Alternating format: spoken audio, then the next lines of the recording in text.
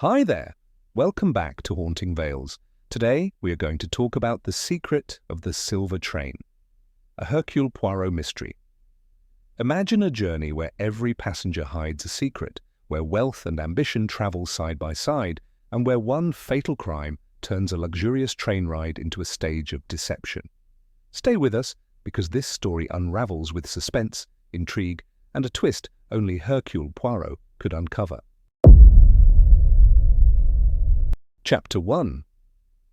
The Silver Train Departs. The evening mist clung to the streets of Paris as if reluctant to let go of the city's secrets, and it was under this dim veil that Hercule Poirot, the meticulous Belgian detective with his impeccable moustaches, made his way toward the Gare de Lyon, his patent leather shoes gleaming despite the damp cobblestones. Tonight he was not pursuing a case, at least not knowingly, but rather accepting the invitation of an old acquaintance, the aristocratic Comtesse Renard, to accompany her on a most curious journey aboard the Silver Train, a luxurious private service bound for the French Riviera, a train so elegant and exclusive it had already acquired whispers of legend. The Comtesse had hinted at matters of importance, family affairs, inheritance disputes, and a treasure of sorts, and though Poirot would not admit to idle curiosity, the little grey cells of his mind were stirred from the moment the invitation arrived. At the station, the platform buzzed with a peculiar energy, a mixture of wealth, secrecy, and anticipation, as if every passenger carried with them not only luggage, but shadows of hidden intent. The silver train, gleaming beneath the gaslights, was a marvel. Polished silver plating ran its length, its windows tinted so no outsider could peer in, and attendants in immaculate uniforms moved with the precision of a well-rehearsed ballet, ushering the elite passengers to their compartments. Poirot, adjusting his gloves, observed with keen eyes not only the carriages, but the people. The Comtesse Renard, tall, severe, and draped in pearls that seemed to weigh her down as much as her family name, greeted him with a smile that did not quite reach her eyes. "Monsieur Poirot," she said, her voice trembling with restrained tension. "Your presence tonight is a great relief. My family has concerns, and you are the only one I trust." Poirot inclined his head, his moustache twitching ever so slightly. "Madame la Comtesse, I am at your service. But tell me, what shadow lurks over this journey that you summon Hercule Poirot to dispel?" She lowered her voice, glancing around at the crowded platform. "It is better we speak once aboard, in private. For now, let us simply say that the past refuses to stay buried." With that cryptic remark, she led him into the opulent carriages, and as Poirot followed, he allowed his eyes to wander over the other travellers, for a train journey, he knew, was always a stage upon which human drama played out in its most theatrical form. There was Monsieur Armand Deschamps, a stout banker with shrewd eyes and a cane he wielded more as a symbol of authority than necessity, who seemed to watch everyone with quiet suspicion. There was Mademoiselle Elise Laurent, a young opera singer of rising fame, draped in furs far too extravagant for her modest income, her laughter tinkling like glass as she charmed the men around her, yet occasionally cast furtive glances over her shoulder. Poirot also noted the presence of Colonel Hughes, a retired British officer with a square jaw and a habit of tapping the edge of his newspaper with military precision, and beside him sat his wife, pale and anxious, her fingers worrying the edge of a lace handkerchief. At the far end of the carriage, a man sat alone, a tall, angular figure with eyes sharp as daggers and a scar running down one cheek. He did not speak, did not smile, only stared out the window with an intensity that seemed more fitting for a predator than a passenger. The name on his luggage, Poirot observed, read Dr. Anton Weiss. Each character, each gesture, each carefully hidden glance was stored in Poirot's memory, for though the train had not yet left the station, the atmosphere was already laden with secrets waiting to unravel. The whistle shrieked, the engine hissed, and the silver train pulled away from Paris with smooth grandeur, cutting through the night like a blade of light. The carriages, richly adorned with mahogany panelling, velvet drapes, and chandeliers that swayed ever so slightly with the motion, became a self-contained world sealed off from the rest of the city. Poirot settled into his compartment, but did not linger long, for it was in the dining car that the true theatre of human interaction revealed itself. Over dinner, tensions simmered beneath polite conversation. The banker Deschamps spoke with a tone of superiority, boasting of acquisitions and dismissing others' ventures as trivial. The opera singer Elise offered smiles, but her eyes betrayed unease whenever the subject of a certain patron in Nice arose.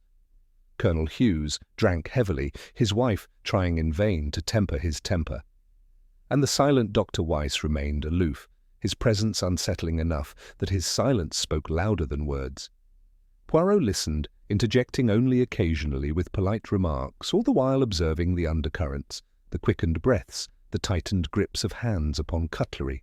Midway through the meal, the Comtesse finally spoke, her voice low and firm. "It is tonight, Monsieur Poirot, that I must reveal my burden. My late husband, you see, left behind not merely estates, but an artifact, an heirloom of extraordinary value, both historical and financial. It has been entrusted to me, hidden carefully, and tonight I transport it on this train to its rightful place of safekeeping in Nice. Yet I fear there are those who would kill to possess it." A hush seemed to ripple across the table, though the words were spoken in confidence. Poirot leaned forward.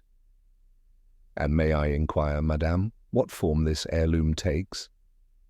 She hesitated, eyes darting to the banker, the singer, the colonel, and finally to the enigmatic doctor before replying.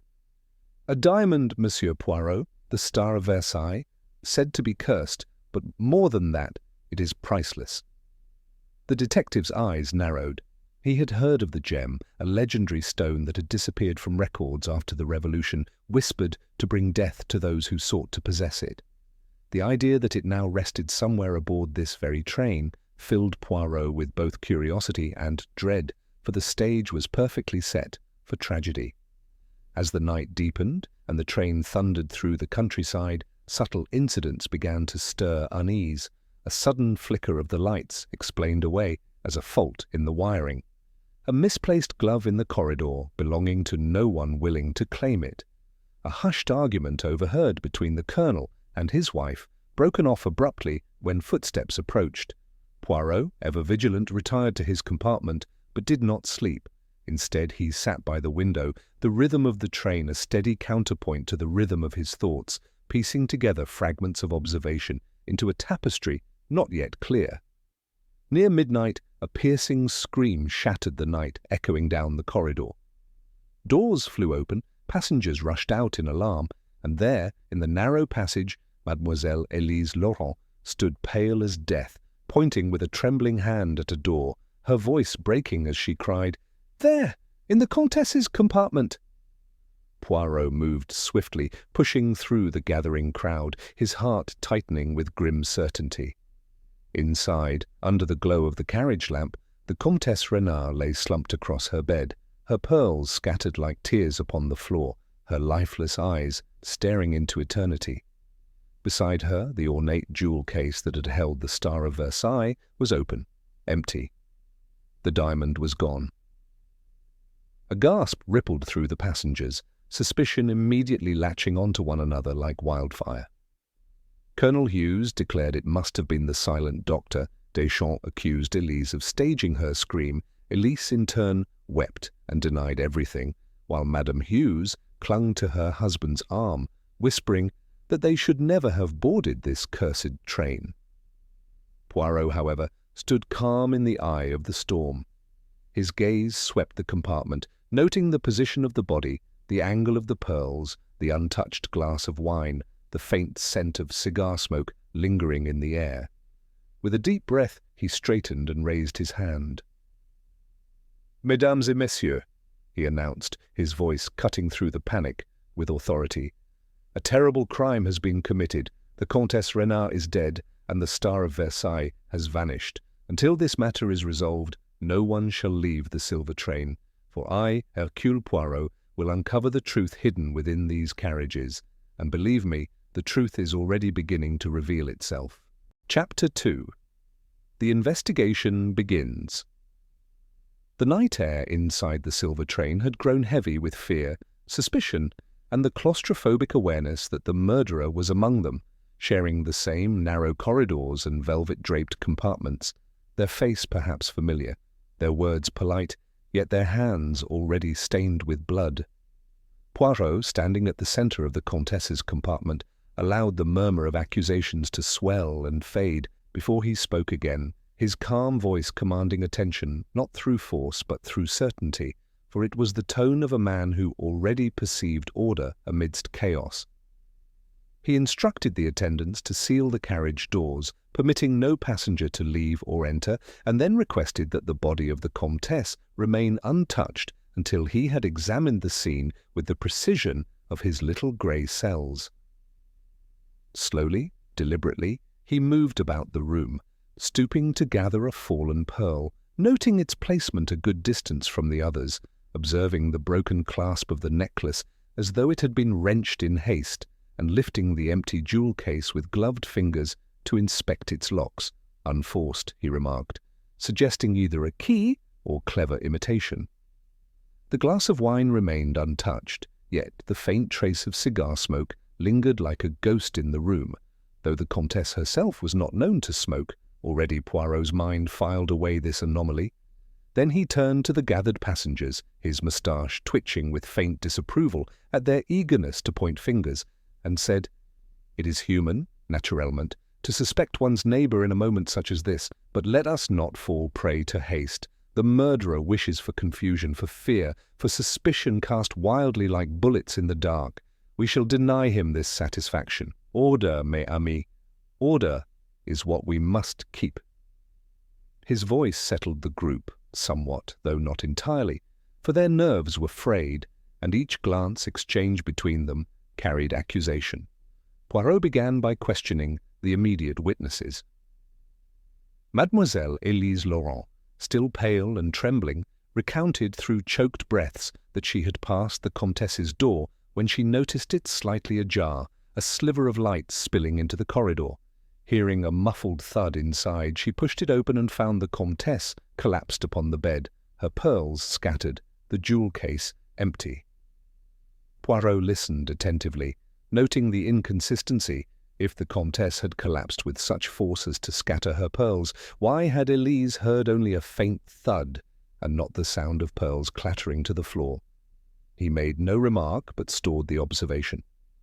Monsieur Deschamps, the banker, insisted in blustering tones that Élise had staged the scream to divert suspicion from herself, for what better alibi than to discover the crime? Poirot raised an eyebrow and asked Deschamps where he had been at the time.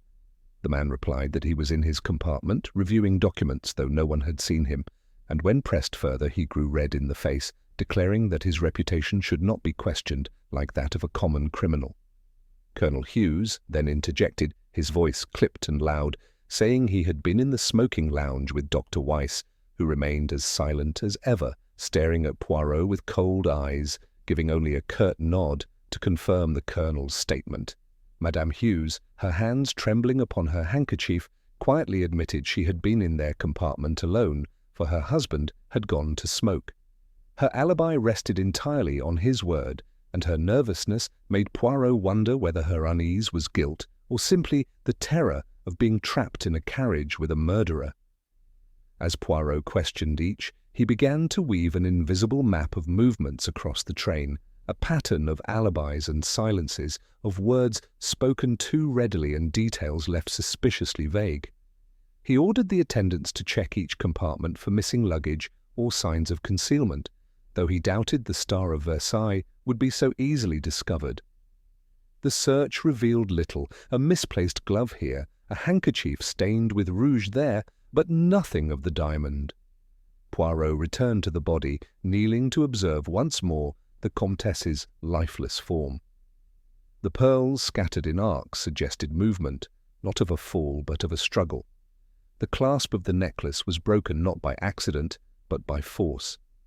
And the position of the body, tilted at an unnatural angle across the bed, spoke to Poirot of staging, as though someone had arranged her after death. Quietly he remarked, "It is curious, is it not, that death leaves such eloquent clues to those who know how to listen?" The passengers, restless and whispering, were escorted to the dining car where Poirot requested they remain together, watched by attendants, while he considered his next step. He joined them shortly after, announcing that until the train reached Lyon at dawn, no one would leave and all must remain available for questioning. There were protests, particularly from Deschamps, who demanded his right to disembark at once, but Poirot silenced him with a firm glance and the words, "Monsieur, unless you wish to appear eager to escape suspicion, you will comply." That quieted the banker, though his muttered complaints continued under his breath. Poirot then addressed them collectively. "We are in a moving prison, mes amis. The murderer is among us, and the diamond too. But take heart, for nothing remains hidden from Hercule Poirot." The night stretched on, taut with tension. Some passengers attempted to doze in their seats, others whispered nervously, and a few kept darting suspicious glances at one another. Poirot sat quietly, his eyes closed, though anyone who knew him would recognize that his mind was furiously active.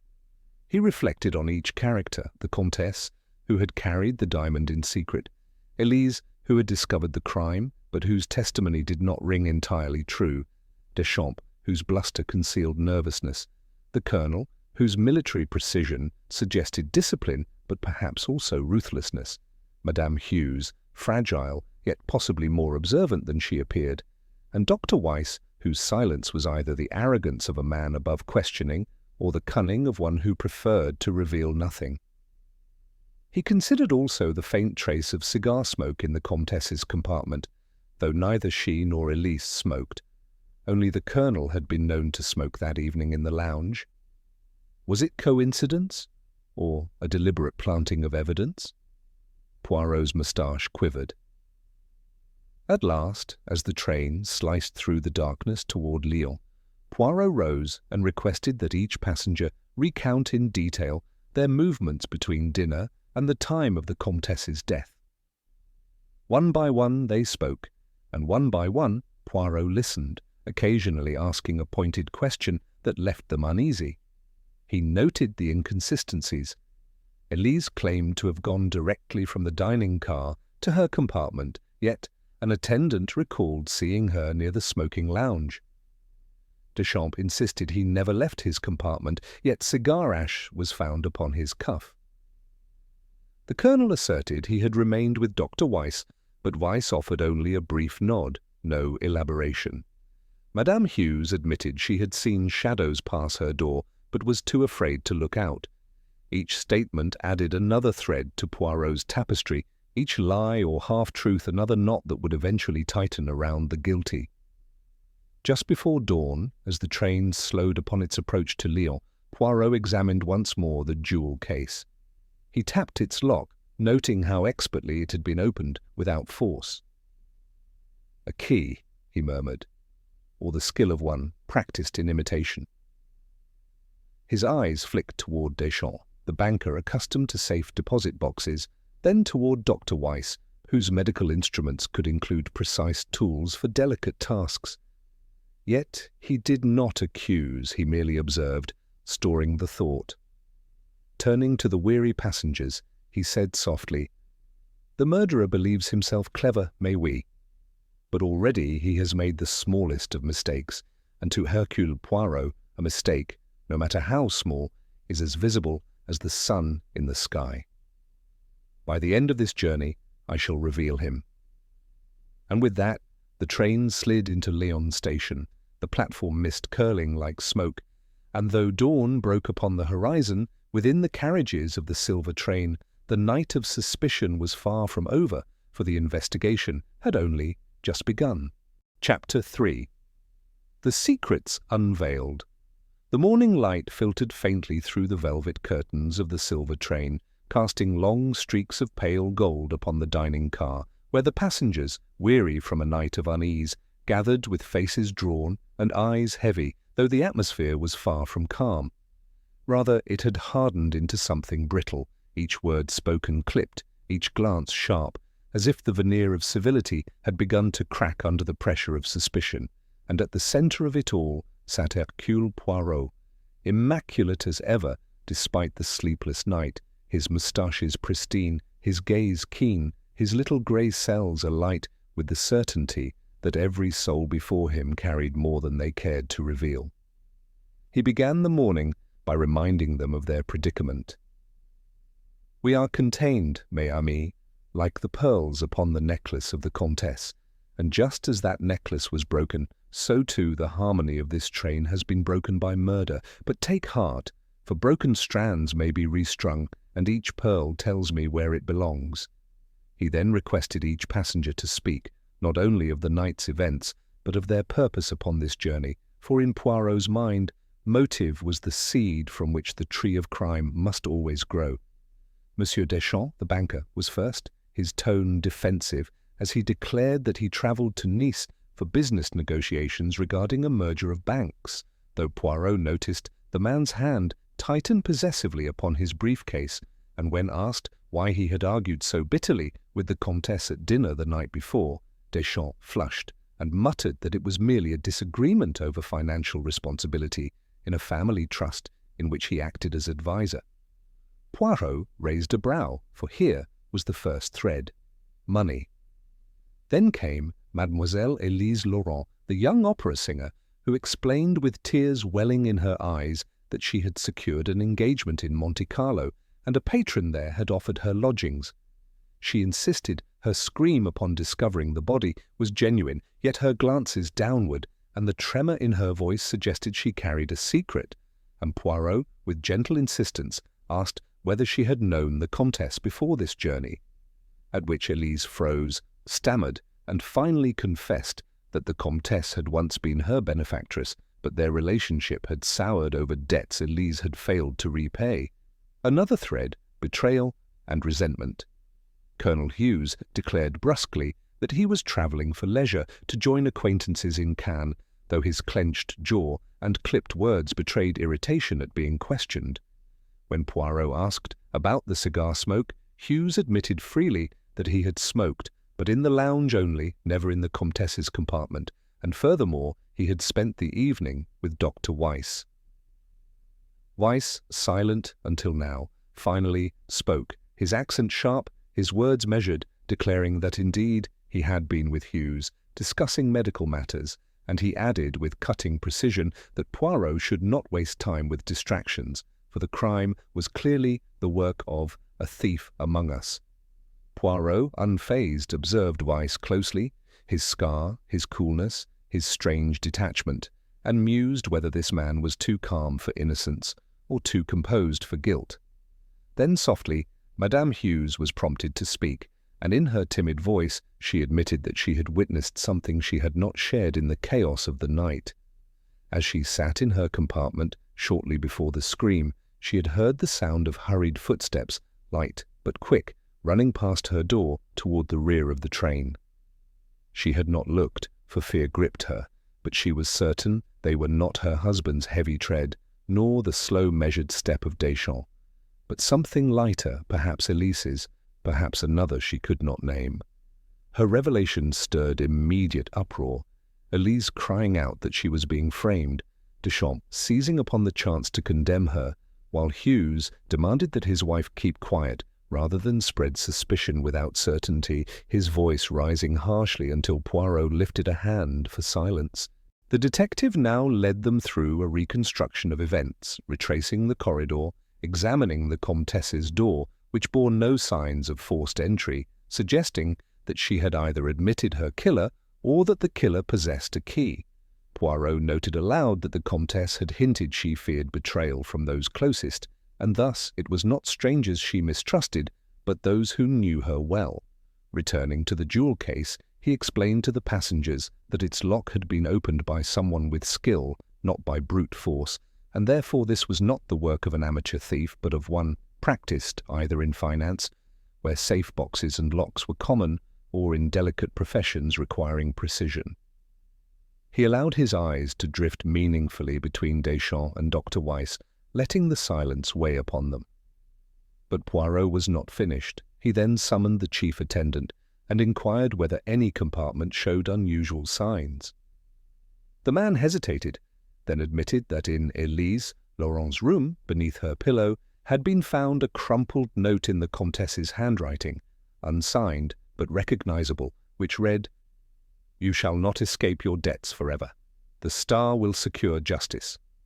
Elise, upon hearing this, burst into tears, declaring that it was true she owed the Comtesse money, but she had never desired the diamond, and the note only proved that the Comtesse threatened her, not that she killed her. Poirot, ever calm, reassured her that tears neither condemned nor acquitted, but that the truth would not remain veiled long. By midday, as the train wound its way through the rolling hills toward Marseille, Poirot had begun to assemble not only motives, but contradictions. Deschamps, entangled financially with the Comtesse; Elise, bound by debt and resentment; Hughes, aggressive, perhaps reckless, with access to cigars whose smoke lingered in the room; Weiss, silent, precise, and strangely detached; and Madame Hughes, frail yet observant, perhaps knowing more than she dared speak. The passengers grew restless, snapping at one another, while Poirot sat serenely, occasionally closing his eyes, his mind weaving these disparate threads into a pattern. At last he rose and declared, "Each of you carries a secret, mes amis, and each secret brings me closer to the truth, for murder is never only about opportunity, it is about motive, and motive lies in the heart. I shall uncover both." And with that, as the train sped toward the next station, Poirot prepared to dig deeper into the tangled web of lies, for he knew that the murder of the Comtesse and the theft of the Star of Versailles were not random acts of greed, but the culmination of secrets long hidden, now forced into the light within the confined stage of the silver train. Chapter 4. The Last Stop of the Silver Train. The train thundered through the night, its silver sheen gleaming faintly under the pale moonlight. Within its narrow corridors, tension vibrated like a taut violin string.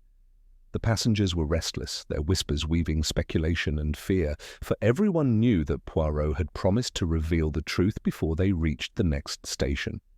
Yet unlike his usual method of gathering suspects in a quiet drawing room, tonight Poirot chose the heart of the train, the lavish dining carriage, while the wheels still clattered relentlessly beneath their feet. This decision, seemingly uncharacteristic, was deliberate, for the murderer was not yet finished, and danger still lurked among them. Poirot stood at the head of the carriage, his hands folded neatly over the silver rail. "Mesdames et messieurs," he began, his voice calm but firm, carrying over the clinking of cutlery and the low rumble of the tracks.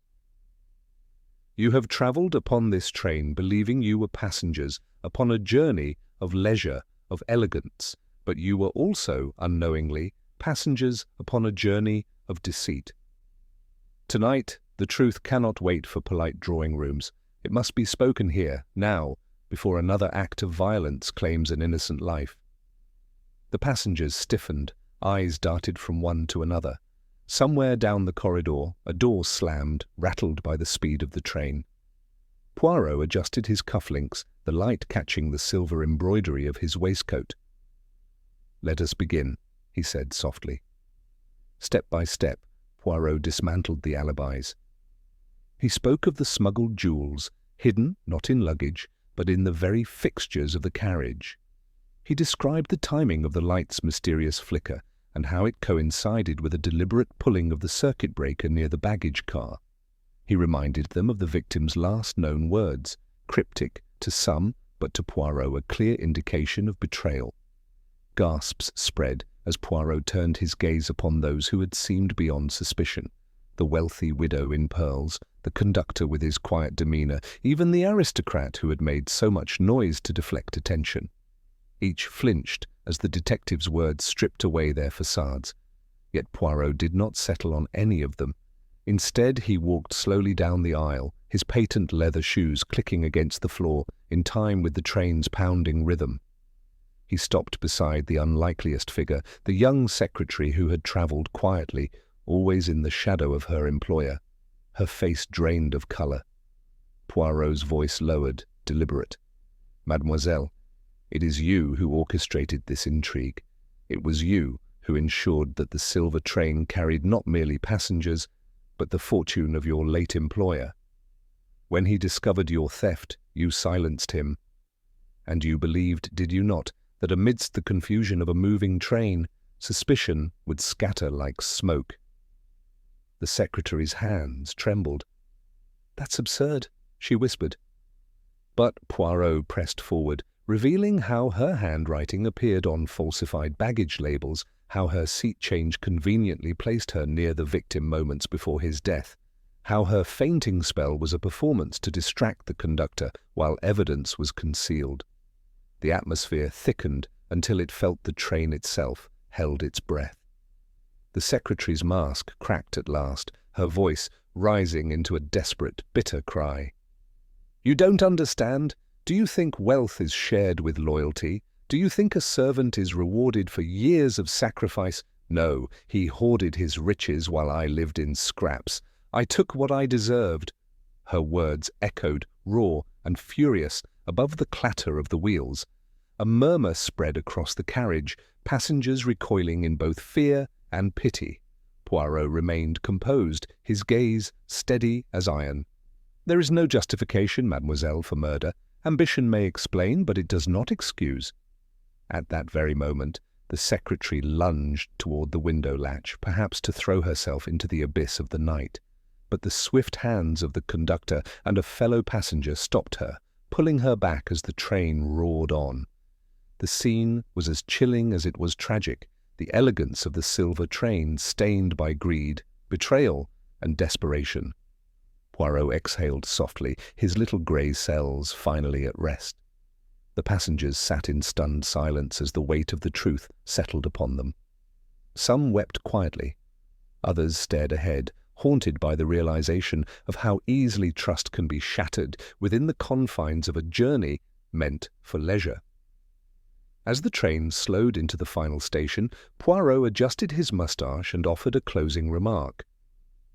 "Life, mes amis, is much like this train. It moves ever forward, carrying with it both the noble and the deceitful, but sooner or later the truth, it arrives at its destination, always." The station lights gleamed outside the windows as the silver train ground to a halt. The murderer was taken into custody. The passengers disembarked into the cool night air, forever altered by what they had witnessed. And Poirot, alone on the platform, gazed upon the silver locomotive with quiet reflection, knowing that once more justice had been served, though at a heavy cost.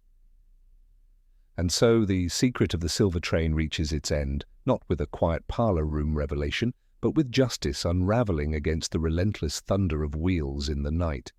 Hercule Poirot, with his patience and brilliance, proved once again that no matter how carefully a lie is hidden, truth will always find its track.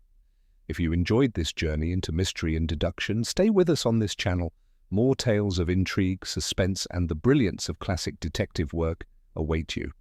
Until then, trust the little grey cells and never underestimate the quiet power of observation.